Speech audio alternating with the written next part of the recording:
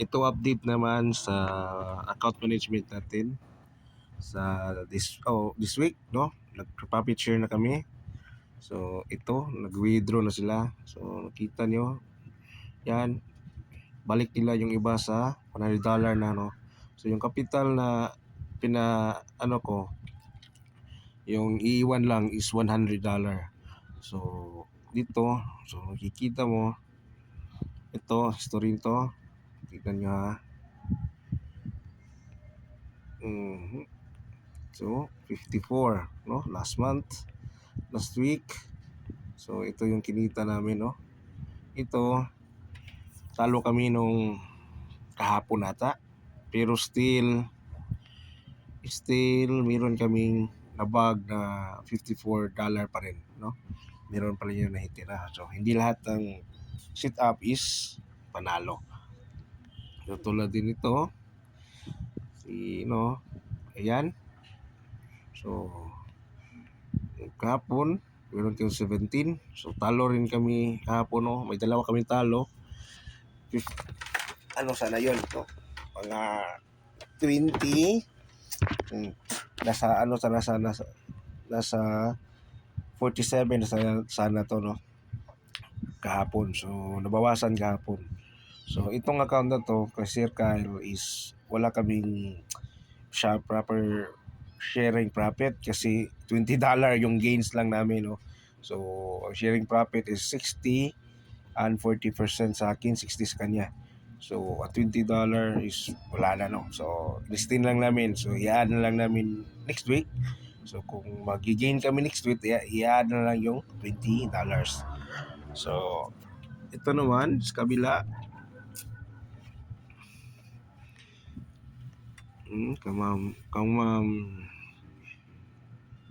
Kamam Rowena to, no? So Kamam Rowena naman is last month talagang ROI na siya, no. Ang bilis ng ROI niya. So nagsimula siya ata nung Wednesday pa.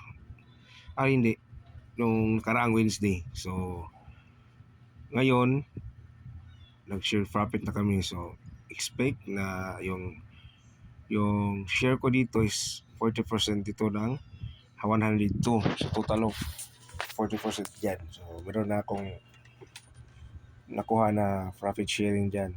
So bayan nila sa skills.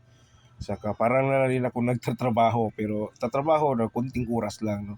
So nagtitrade lang ako sa kanila minsan 30 minutes, no. Pag nag-gain na, nag-i-stop ako. Ibang account na naman yung gamitin ko. Pag nag-gain na ulit yung ibang account na naman. So ganun lang yung ginagawa ko. So another one, so Ma'am Shane. Ito ba yung kanina? Tingnan natin. Yan nga. Ito, Ma'am Shane, no. Nag-withdraw na siya.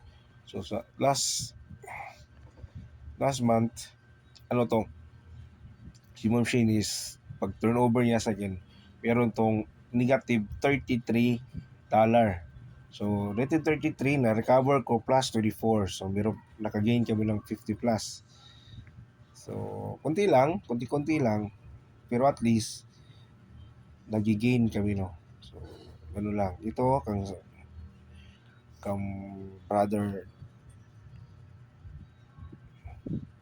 brother ako, no.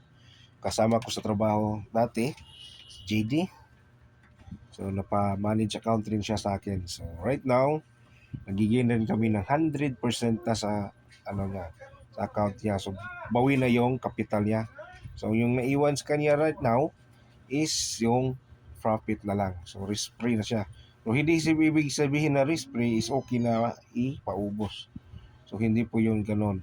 So hindi po lahat ng trades ko ay profit, no. Meron tayong mga loss rin, no. Meron ding mga loss na di na maiiwasan kahit sobrang ka pa sa market.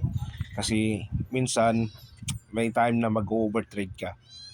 So next week, marami kong aayusin, no, kasi yung natignan ko yung statistic ng performance ko sa trades is malaki talaga yung drawdown. So, malaki yung drawdown, naka 50% ata siya, pero 82% yung win rate niya. So ibig sabihin nun is yung strategy ko is nagli-layer talaga ako. Nagli-layer or malayo yung SL ko is sobrang tawag dyan risky, no?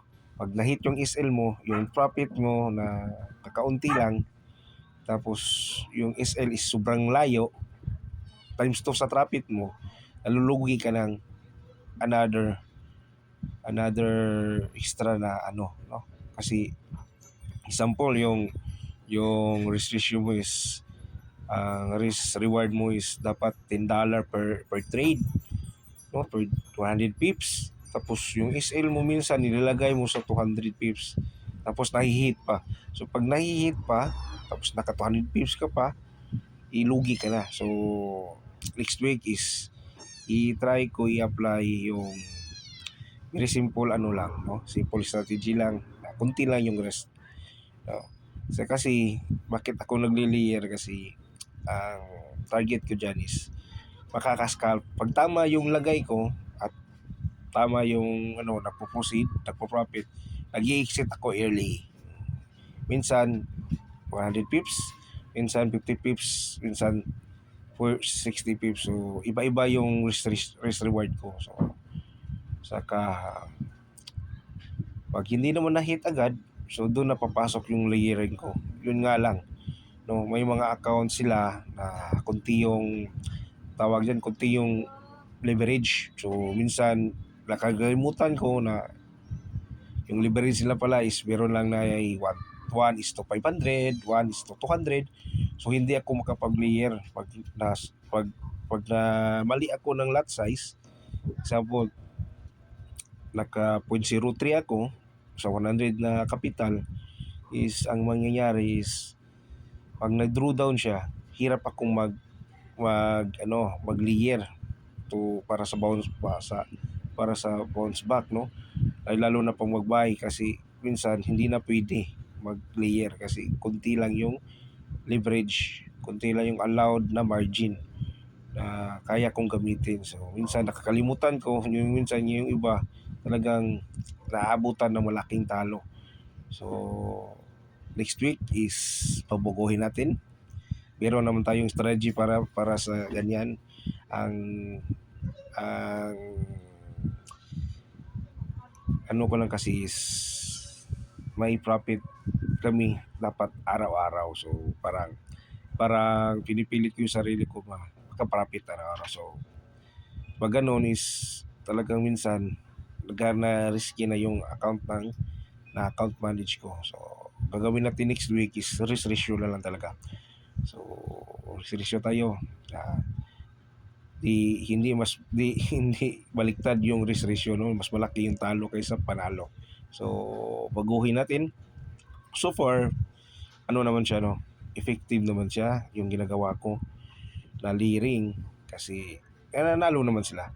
Pero yung kaba ng client, magkaiba ng kaba ko, no, di ba? Yung ako wala akong problema kasi sanay na ako. Yung client mo lang kasi talagang pag nakikita na lang naging negative na, parang nag-ano na lang sila, no, na prepare kung ano mangyayari. So buka next week is gagawin natin is marami tayong babaguhin. Salamat po.